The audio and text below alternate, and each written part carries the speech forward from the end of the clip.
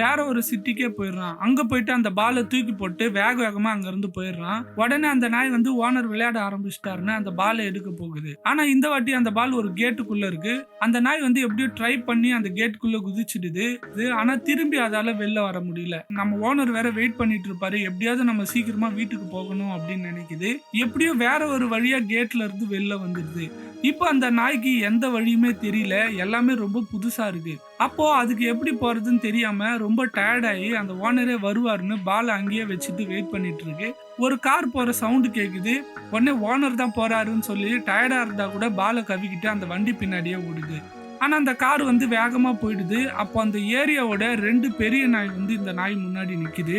அங்க இருந்து ஒரு வெள்ளை நாய் வந்து இந்த நாயை காப்பாத்துது. அப்போ அந்த வெள்ளை நாய்கிட்ட ஓனர் வந்து என்ன கூட்டு போவாருன்னு இந்த நாய் சொல்லுது. இது சொன்னதை கேட்ட உடனே அந்த வெள்ளை நாய் என்ன சொல்லுதுன்னா, உங்க ஓனர் வந்து உன்னை பிடிக்கலன்னு விட்டு போயிட்டாரு அப்படின்னு சொல்லுது. ஆனா இந்த நாய்னால அதை நம்பவே முடியல. இல்ல, எங்க ஓனர் வந்து என்ன கூட்டு போவாரு அப்படின்னு சொல்லுது. ஒரு கட்டத்துல நம்ம ஓனருக்கு நம்மள பிடிக்கலன்னு தெரிஞ்சதும் அவரை ரிவெஞ்ச் எடுக்க அந்த நாய் ட்ரை பண்ணுது. ஒரு நாள் அவனை வீட்டுல போய் பார்த்ததும் அந்த ரிவெஞ்ச் எடுக்கலான்ற எண்ணத்தை விட்டுடுது. அங்கிருந்து போயிடலான்னு முடிவு பண்ணுது.